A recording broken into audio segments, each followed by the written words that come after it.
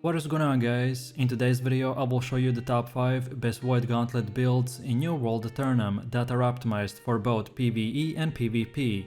Also, as I will cover a lot of builds, so not to spend too much time, for each setup I will give you a quick overview of its playstyle. Then as well I will explain the best skill tree setup, then what gear should you wear, then even how many attributes should you allocate for each stat and much more.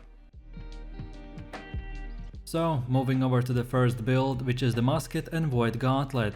This setup's main focus is on melting down enemies with a lot of HP, as you will be doing crazy amount of damage, especially against bosses. A lot of players really like this build because they can stay at range while doing incredible amount of burst damage. And if an enemy or mob ever wants to reach you, then you will just melt him in few seconds. So let's take a look at the build. For our gear choice, we will go with the light armor, as this will give us the maximum amount of damage while also giving us 2 dodge rolls that we can use to catch or escape an enemy. As our main playstyle revolves around damage from the range, so definitely recommend to go with 1 medium armor and then the rest light equipment. Next we have the attributes, and we should get 300 dexterity, then from 250 to 300 intelligence, and then also 25 in focus and 50 constitution. Since this build always wants to be at max range, so we are mainly concerned with damage over survivability. However, you can go even with more extreme and sacrifice all of the constitution for even more DPS. I definitely don't recommend it, but it's an option as well. Then next up we have the skill tree, and this is how it should look like for the musket.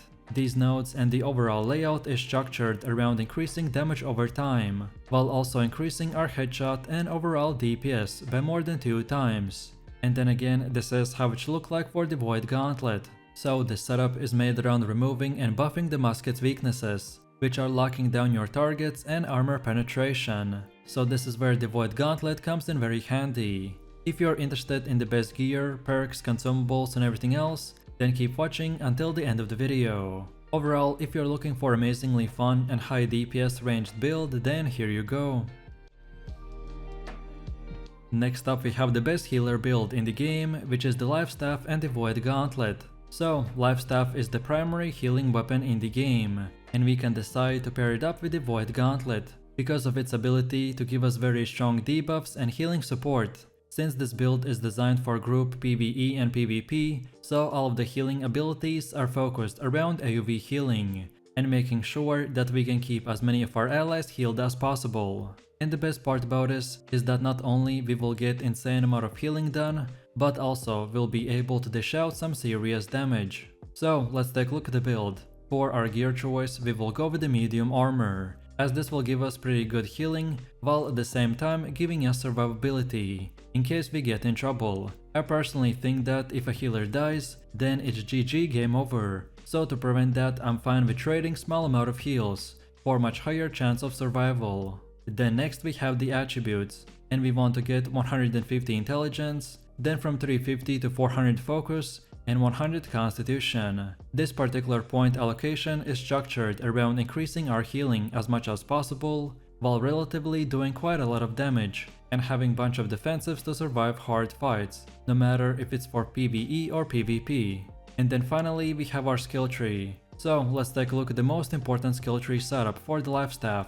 And this is what we have. Our setup is built around AoE healing and increasing its bonuses, and reducing mana cost as much as possible. Also, as we are using the best healing spells, so we will get both low and medium cooldown skills, so then we can use them for any scenario that we might find ourselves into. And then again, this is how it should look like for the Void Gauntlet, and this is the weapon that we will mainly use for DPS. So we focus more on healing and increasing not only ours but our team's damage as well. If you're interested in the best gear, perks, consumables and everything else, then keep watching until the end of the video. So overall, if you're looking for hands down the best and most powerful healer build, then this is it. Then for the next build we have the Ice and Void Gauntlet. This crit damage based build is super powerful counter to any melee fighter, no matter if a player or a mob. The Void Gauntlet has powerful damage skills and can pump out a lot of self-healing just by being aggressive, while also taking advantage of both the ranged and melee potential by using powerful CC abilities from the Ice Gauntlet. You can play this setup in any armor weight of your choice, however I prefer to go with the medium armor, as this gives me more safety and the option to stay closer to my enemies. Next we have the attributes, and we should get 400 intelligence, then 200 constitution, and then put the rest of your points to reach 25 in strength, 25 in dexterity and 25 in focus. So I found that going deep into constitution and using medium armor gave me both insane damage and really good survivability for both PvP and super hard endgame PvE. And then finally we have our skill tree. So let's take a look at the Void Gauntlet. And as I mentioned at the start, this setup is heavy focused on crowd control and self-sustain, so we could easily lock down the enemy and burst him down. And then this is how it should look like for the Ice Gauntlet. As Void is the CC oriented, so with the Ice Gauntlet we can fully maximize our single and AoE damage. Overall, if you are looking for a very fun and OP build that not many players use, but which is extremely high CC and damage, then this is the one for you. Next up we have the Great Axe with the Void Gauntlet. This is mainly a PvP build that uses Great Axe for mobility and melee damage, while having Void Gauntlet for the incredible buffs and crowd control, to lock down any enemy that tries to run away. What I like most about this setup is that we get self-healing as a melee player, so to be honest, it's pretty hard to kill us, and if anyone tries, then we will destroy him in few seconds. So let's take a look at the build. For our gear choice, we will go with the medium armor, as this will give us the perfect balance between survivability and damage. This is one of those builds that can only go medium, as light or heavy reduces too much damage or too much defense. As far as our attributes go, we want to get 400 intelligence, 200 constitution, and then put the rest of your leftover points into strength, dexterity and focus. As the Great Axe is a strength focused weapon, so we will want to use the Abyssal Gem to convert the intelligence damage to the Great Axe as well. And then finally we have our skill tree, so let's take a look at the Void Gauntlet. This setup is pretty similar to the previous builds, just with one or two passive changes. Well, this is how it should look like for the Great Axe. So we build this weapon around increasing as much AoE damage and mobility as possible. If you're looking for a fun off-meta build, which is very strong in PvP, then here you go. And then for the last and final one, we have the Fire Staff with the Void Gauntlet.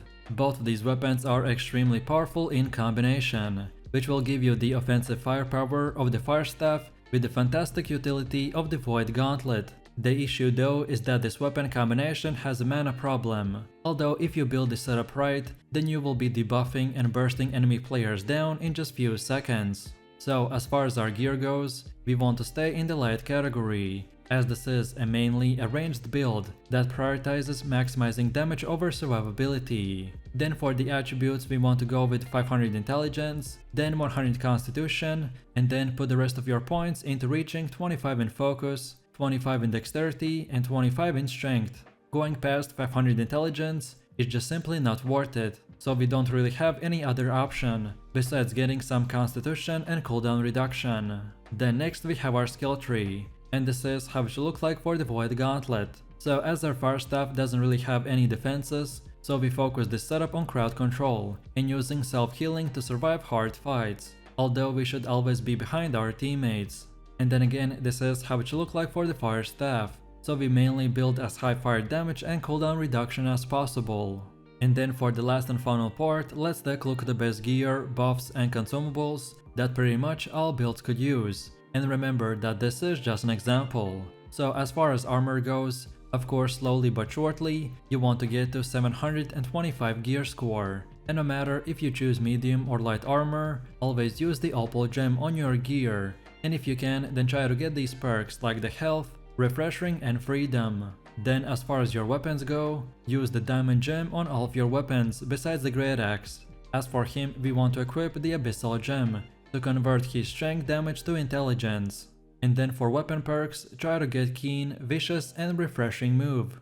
And last but not least, for your heart rune, always go with the stalwart heart rune of the Firestorm. And for your consumables, you should already know what to do, so use honing stones for damage increase, use intelligence food for plus 40 attribute stats, and don't forget about healing and regen potions, just in case if you get in trouble, and that's about it. So if you enjoyed this video, click like, subscribe and comment. If you're interested in more content, then check out my channel, and I will see you in the next one. So take it easy, peace.